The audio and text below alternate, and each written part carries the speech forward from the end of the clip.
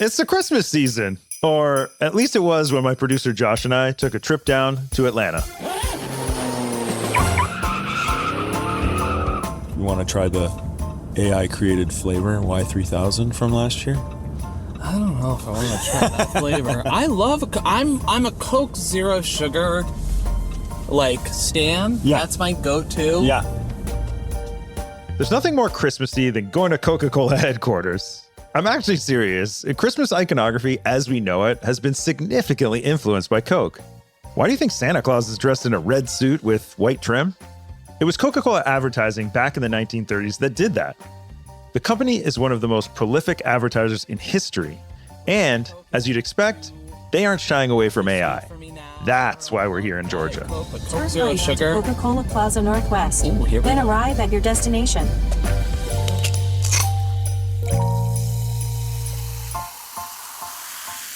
I mentioned this at the end of the last episode, but Coke had recently released a set of holiday ads made entirely from generative AI.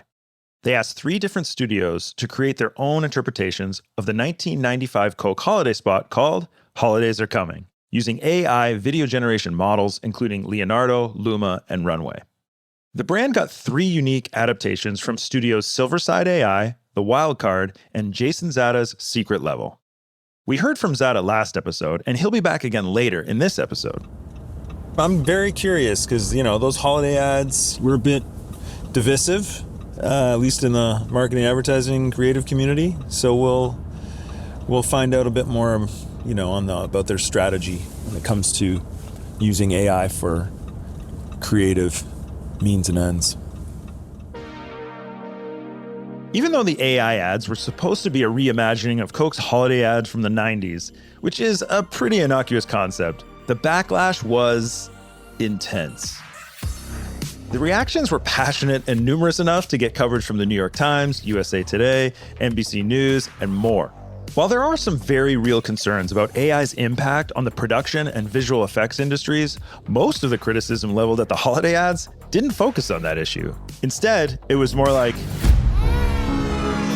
they look too fake. They don't have enough Santa. They ruined Christmas. I was one of the few who felt differently. Oh, and Josh and I have parked at this point and are in the elevator up to the lobby. I know you'll miss the engine hum and blinker in the next bit of this tape. Anyways, my take on the AI Coke ads. I mean, the original ad from the 90s, obviously you went back and rewatched it when I was looking at these. It's stupid as well. Yeah. I hate to say that for me personally. I mean, people loved it and that's cool. But I don't see what everyone's getting all upset about. It's really, Yeah. I don't know. Okay, stupid may have been harsh, but come on. Those 1990s ads weren't exactly the peak of human creativity. They were, however, effective. And these new AI ads also got the job done. Coke is confident that its early experimentation is not only fun, but a meaningful investment that, despite the negative reviews in the short term, is setting the company up for long-term marketing success. This is only the start. I'm Jeff Beer, and this is Brand New World from Fast Company. Today's episode, I'd like to AI the world of Coke.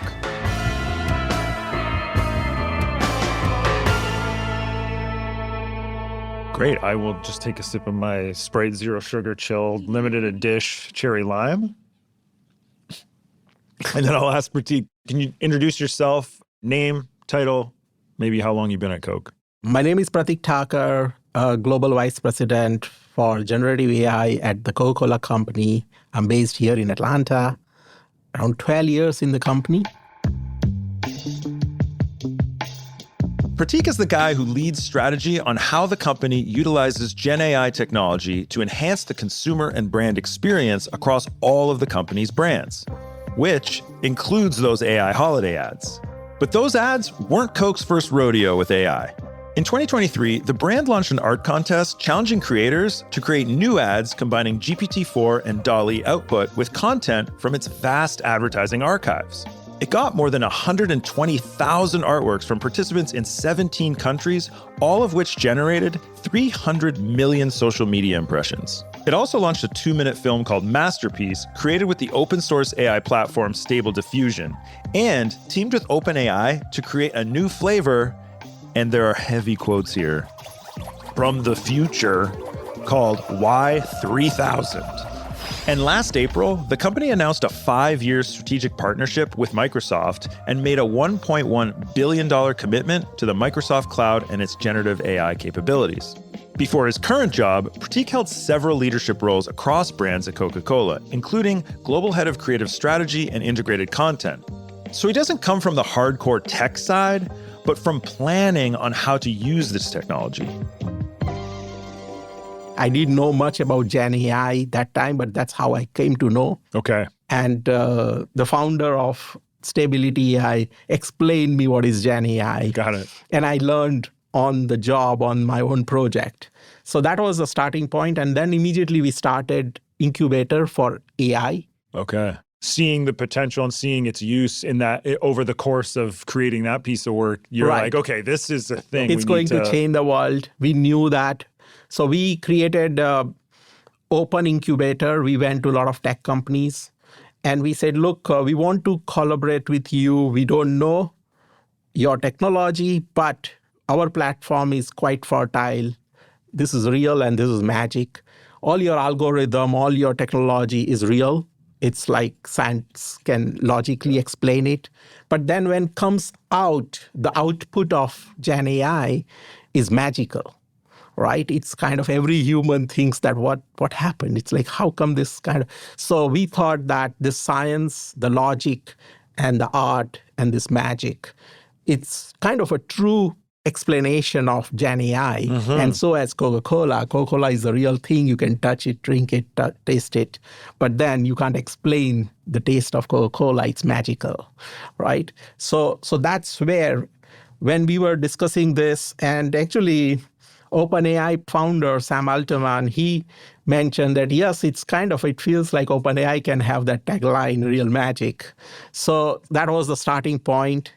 With Bain Alliance, we partnered with OpenAI. We were the first company globally to collaborate with OpenAI in early 23.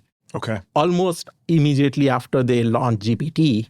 They launched in November, and we announced our partnership in February. So that time, everyone was so skeptical about AI, Gen AI, OpenAI. Hardly people knew about who are they. And that time, our leadership decided that, yes, this is going to be big. Okay. We are going to collaborate with them. And then immediately within 6 weeks of announcement, we launched Create Real Magic platform, where first time we created a sandbox to put DALL-E, their image generation platform, and the GPT into one. And that's where you saw those billboards on Times Square and Piccadilly, all this output. Was that based on that was I know there was a piece of work where it was like you were asking the audience and giving the resources of Coke assets and being like, create something with this, and the ones we like the most will be billboards and whatnot. Absolutely. So we thought this brand belongs to people. Coca-Cola is people's brand. We wanted to give them access to all our assets from our archive. They can play with it. They can give their prompts and then create their artworks. And selected artwork goes on billboards in Piccadilly Circus and Times Square. And we wanted to democratize art. And Gen AI is the perfect tool. Yeah. It's already creating democratized kind of now any person sitting in a small village can be an amazing global artist, and that person's artwork can go on billboard like Times Square immediately in a few days' time. And that's kind of happens. You don't need to be very special, very famous, very rich person. Yeah. And that's very much Coke. Coke is a Coke is a Coke, right? It's Andy Warhol quote that. So it worked very well. And this was a call to action, actually, create real magic. So we told the artist community that, hey, come, this is the tool, play with it. Massive global brands are notorious for being allergic to risk, especially when it comes to brand work. It's why there's a stereotype that says the bigger a brand is, the less adventurous it is as a brand. But Coke, is different. For some marketers, the negative reaction to those Coke holiday ads would be a defining defeat. But again here, Coke is different. Pratik and the brand obviously see and aren't thrilled with the negative reaction, but they're also playing the long game. Lost amid all the hot take hype around the holiday ads was how these new spots highlighted the sheer utility of AI in advertising. For example, the ads are customized in subtle ways across 12 different US geographic areas.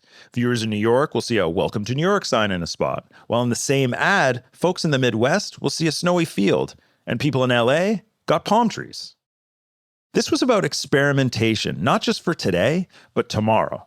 One thing I wanted to touch on, speaking of like Coke is an expert in scale, but what's kind of uncommon is for a large company and a giant marketer is the company's appetite for risk, creative risk, and it experiments. And I read a quote from last year. I think it was Javier Mesa from Marketing in Europe talked about when it comes to trying new things, that how Coke has such a good appetite for risk. And I'm wondering, how do you and the brand generally manage fear or risk, creative fear or risk, when there's things like there's creative risk in remaking an ad from the 90s in the holidays with AI creative technologists and getting the reactions and both on the positive and negative side. Tell me about first the level of freedom there is here to allow the creatives, whether it's internally or with agency and production partners,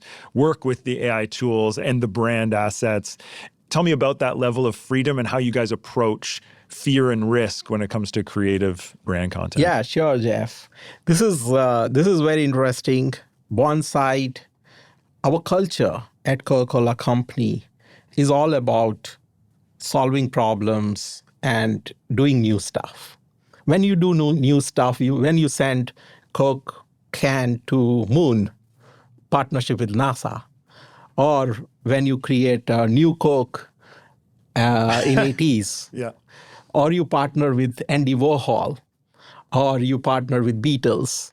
This is all different type of collaborations, risk, different kind of experiments.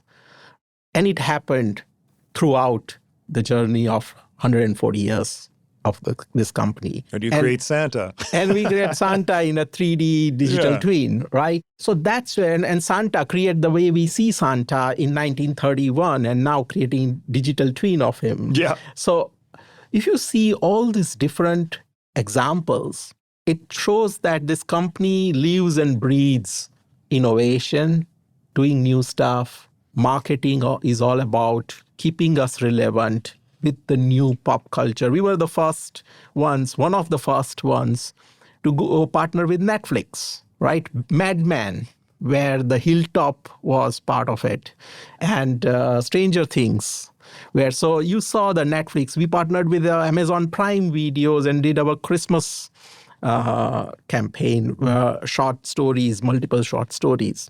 So that's where you saw different era across different marketing assets and pop culture. Mm-hmm. So we never saw it as just a business, but we see as a pop culture icon, and we need to stay relevant to the culture. And then culture also includes technology and innovation and experimentations and partnerships.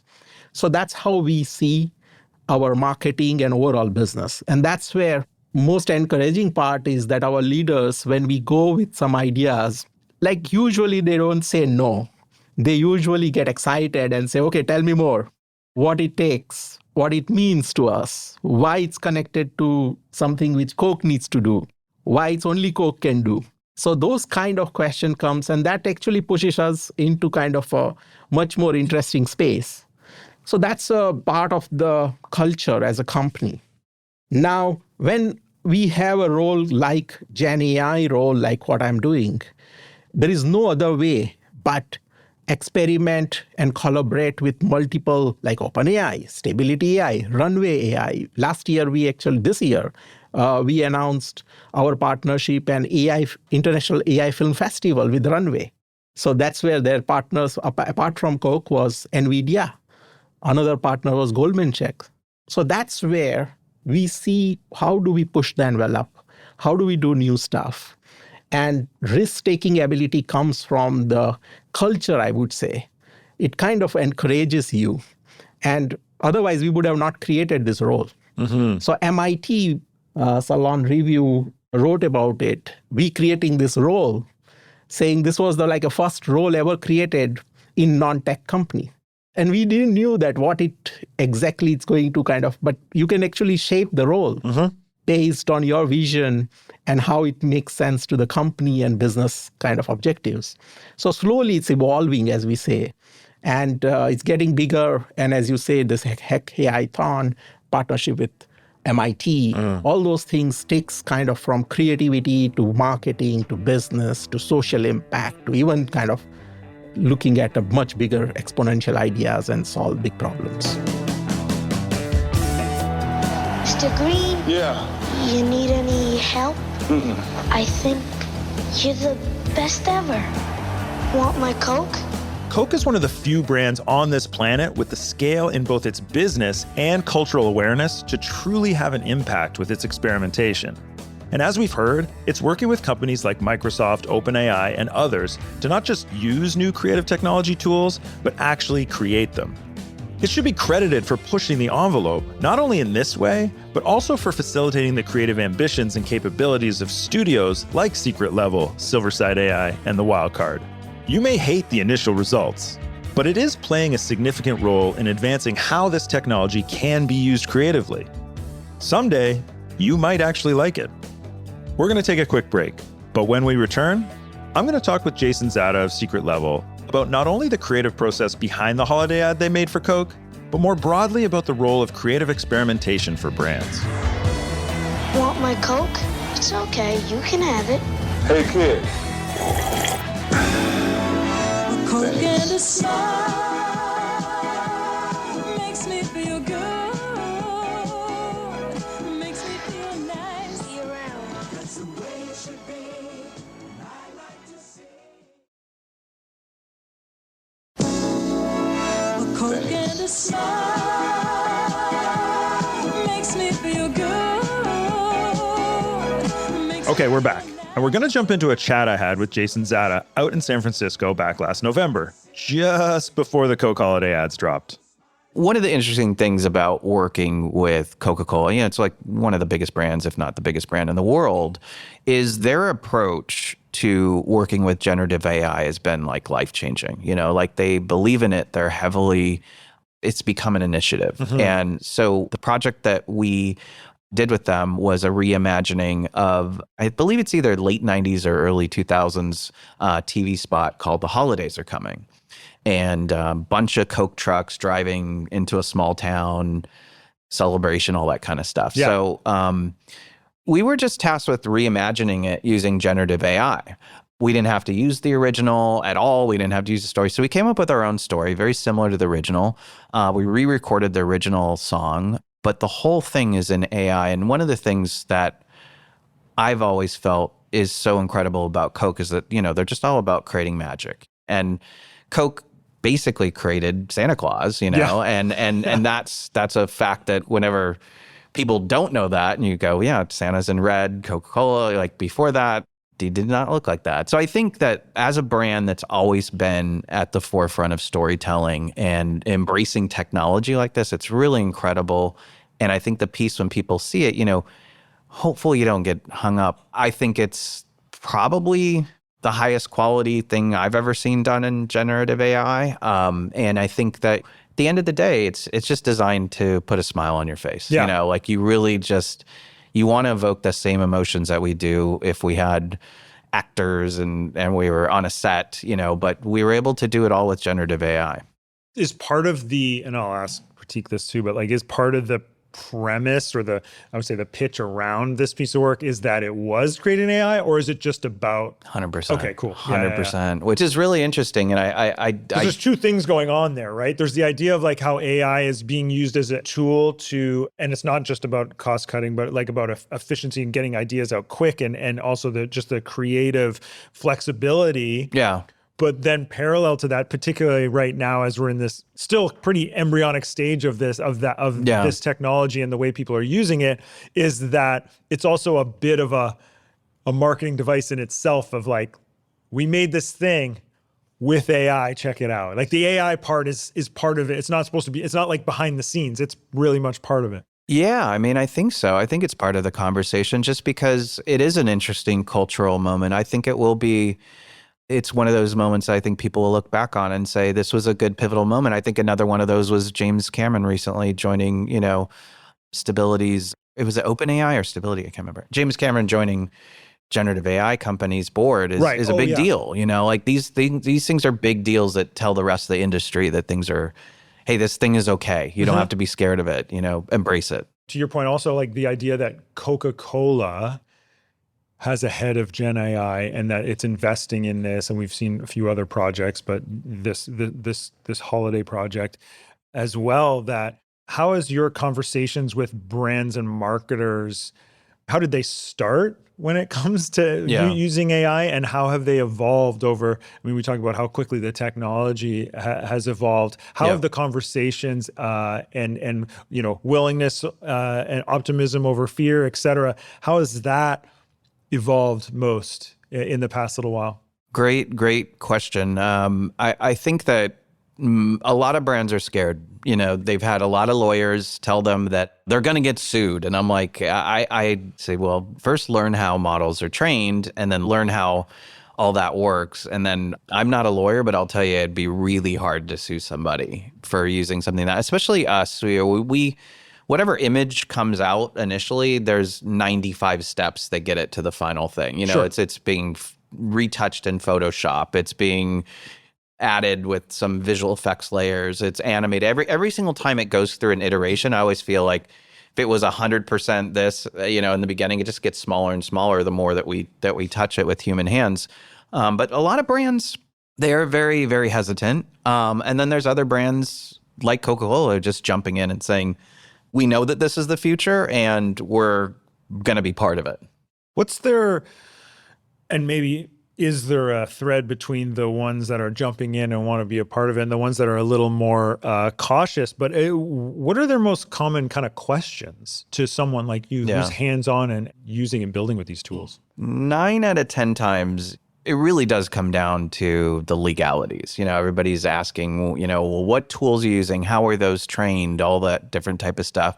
And we've trained models off of brands' assets and things like that, where prompting isn't going to get anybody else's artwork and this and that. So there's ways around all of that. I think when brands start to see some of the biggest brands in the world jumping into the space, they're going to start, and we're seeing it slowly but surely, but I think it's going to take that. I feel like the Coke moment is going to be the pivotal moment where people go, oh, okay, they're doing it.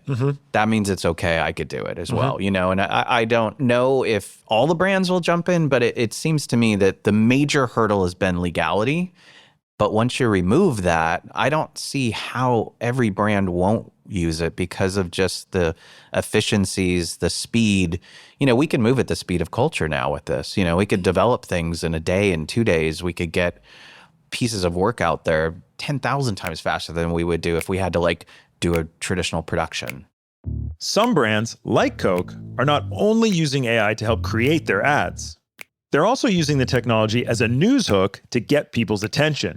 Hey, look, this commercial was made with AI. But there are others that are taking the opposite tack. Their gimmick or stance is decidedly anti-Gen AI, like Dove. Last year, Dove celebrated 20 years of its Real Beauty campaign. The brand pledged to never use AI images or video in its advertising. It also launched a spot called The Code, which predicted that 90% of online images will be AI generated by the end of this year. It also created Real Beauty prompt guidelines. These are instructions for creating images using generative AI programs that represent Dove's definition of real beauty instead of the unrealistic interpretations the technology often comes up with on its own. I wanted to ask Zada about this approach.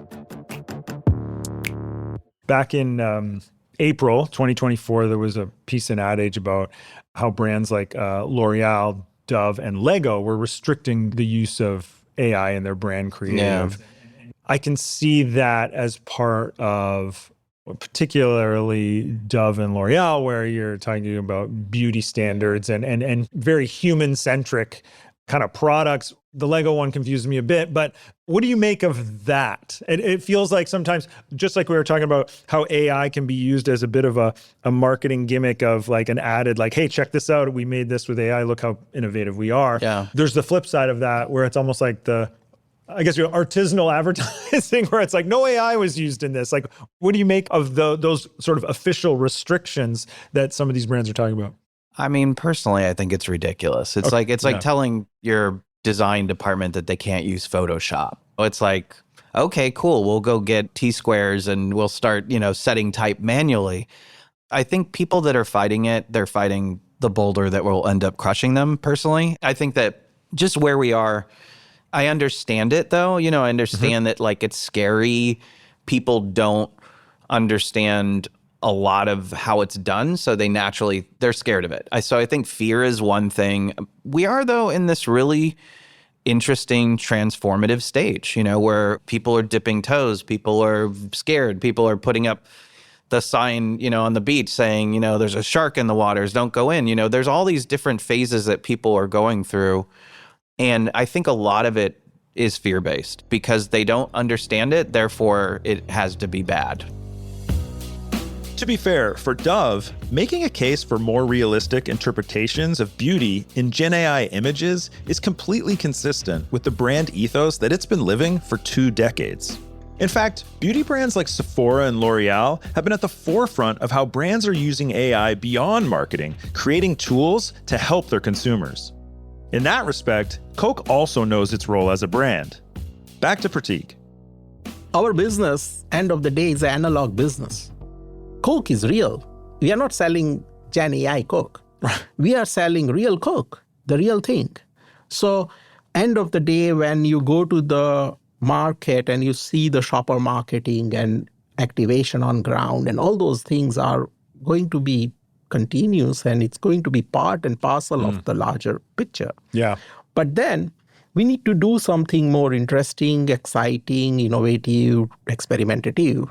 And that's where we are using somewhere. So it's kind of a combination always. And yes, people were critical and that's fine. Because when we push the envelope, when we do something new, when we had polar bear and CGI, people say, oh my God, that's not real thing. It's the computer graphics. Now no one will talk about computer graphics because it's a day-to-day thing. I'm sure 2 years down the line or 3 years down the line, people will laugh at it saying, hey, we were criticizing AI film, but now everything is AI film. Right. Or some aspect of it is. Most of aspects. Yeah, just like CGI is now. Right. It's worth pointing out here again that the stakes of creatively experimenting with this technology are incredibly high, particularly for a brand like Coke. Why? Because if people don't like it, it gets covered as national news, which it was. It was supposed to be a reimagination of the iconic Holidays Are Coming campaign from 1995. But nearly 30 years later, the beverage behemoth now facing backlash for taking the real people and the cheer out of the holidays. Coca-Cola just put out an ad and ruined Christmas and their entire brand. It's less festive, more creepy holiday vibes. With that in mind, I wanted to ask Pratik what his advice to other brands of all shapes and sizes would be when it comes to creative risk-taking. For other brands or marketers, non-competitive, not in your category, what advice would you give them in terms of how to approach this technology? 2 kind of aspects. One is that please start as soon as possible and be open to it. That's my first advice. Don't wait because there won't be a perfect time to start. So it's not next year, it's not after 6 months, next week, it's now because future is faster than we think and it's here. The other side, I would say to the industry, especially you mentioned about creative industry, it's a wake-up call for us. We have to rethink the whole model. And we need to do it very quickly because it's not a threat. I think it's an opportunity right now. But again, it's like we know those companies who didn't listen to the technology trends and then they regret later on. There are so many examples in last many, many years, so many. So I feel that it's about staying up to date and rethinking the business model. And people may not have that much time to kind of say, okay, let's do it as our 2025 plan and those kind of stuff. It's because this technology is evolving every week. Mm-hmm. And the solutions are coming every week. They are better and better. And it's impacting the way we use the technology. And it's that transition is happening. Mm-hmm. This transition is not going to be easy. But I think at Coca-Cola Company, we are inviting everyone, especially creative community, creative technologists. And we say that let's work together. We will give you real life briefs and we will put those kind of things on table, our real projects. Yeah. So you can learn, you can evolve, you can be part of this journey rather than we doing our own thing and then creative community doing our own thing. Coca-Cola Company as a whole, as I mentioned, partnering with Andy Warhol or Beatles or various different artists across the world, we have this amazing unspoken commitment and agreement with the creative community, and it will remain that way. Yeah. Well, stay tuned to the end of the episode, and I'll give out Pratik's phone number. So, Pratik's number is 404-32. Okay, so looking back at the previous digital revolution, as I mentioned before, there were ad agencies and production companies that specialized in digital. Larger ad agencies and brands had specialized positions like Chief Digital Officer or Digital Creative Director. But eventually, the word digital began to disappear because, well, everything was digital. You weren't a digital agency, you were an agency. You weren't a digital marketer, you were a marketer. So given the conversation around Gen AI being a revolutionary technology that will eventually be part of everything we do, I wonder if job descriptions like Pratik's will soon or eventually be extinct, buried in the same technology transition graveyard as Chief Digital Officer.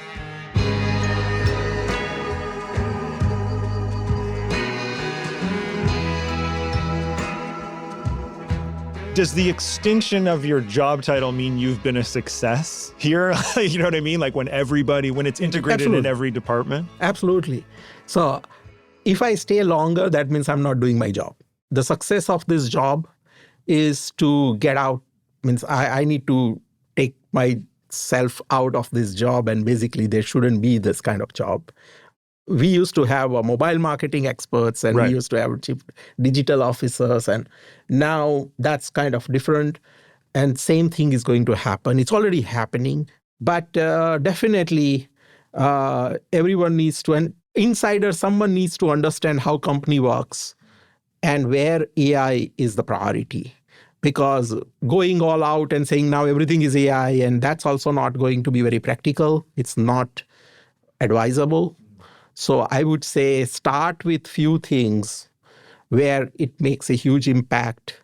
It becomes kind of a part of the culture. People learns and kind of adopts it without getting threatened. And that's what worked for us till now. And we need to keep learning what is the next phase, because whatever brought us here is not going to bring us there. So it's like we need to keep evolving ourselves. You give a little love and it all comes back to you.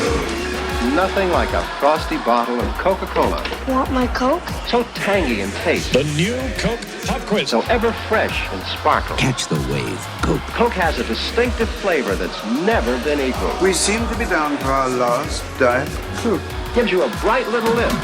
Just for the taste of it. Diet Coke.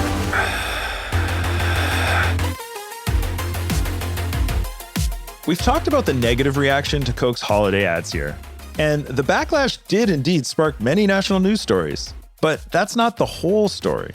Not long after they launched, Andrew Tyndall, Senior VP of Global Partnerships at market research firm System 1 Group, posted on LinkedIn about audience reaction. He wrote, "We've tested the new AI version with real people, and they love it. The 15-second cut has managed to score top marks, 5.9 stars and 98% distinctiveness, huge positive emotions, and almost zero negative." To put the new AI-powered spots into perspective, let's rewind 31 years to 1993.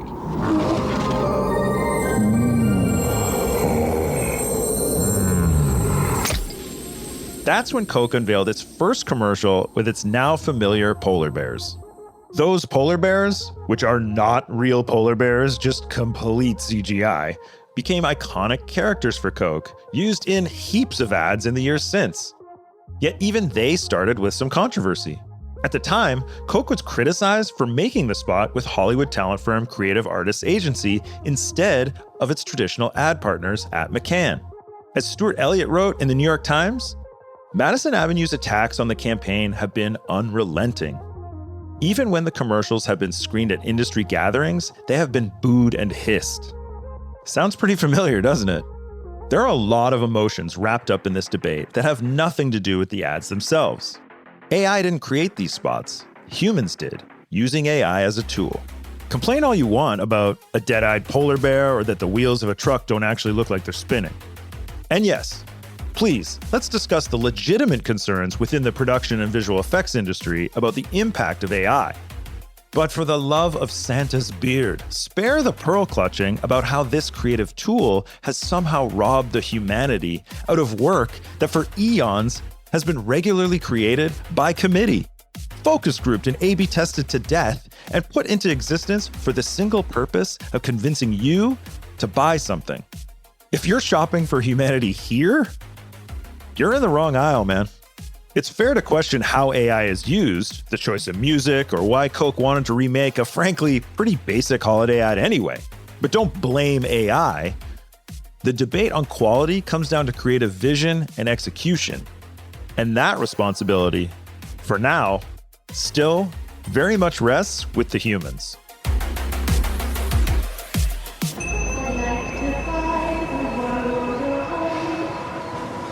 So brace yourself.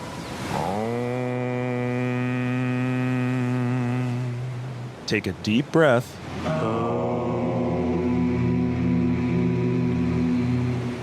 This is just the beginning.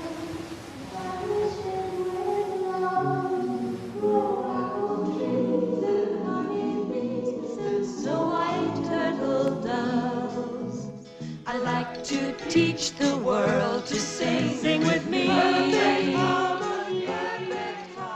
Brand New World is an MIC podcast from Fast Company. Our producers are Yaz Gagne, Grace Snelling, Blake Odom, and Avery Miles. Mix and sound design by Nicholas Torres. Our executive producer and editor is Josh Christensen. Be sure to subscribe to Brand New World on Apple Podcasts, Spotify, or wherever you listen. You can also hear all episodes in the Most Innovative Companies podcast feed. If you like this podcast, leave us a rating and review on your podcast app of choice, or let us know in the comments of Fast Company's social media. We're basically on every app you can think of. Thanks so much for listening, and I'll see you next week.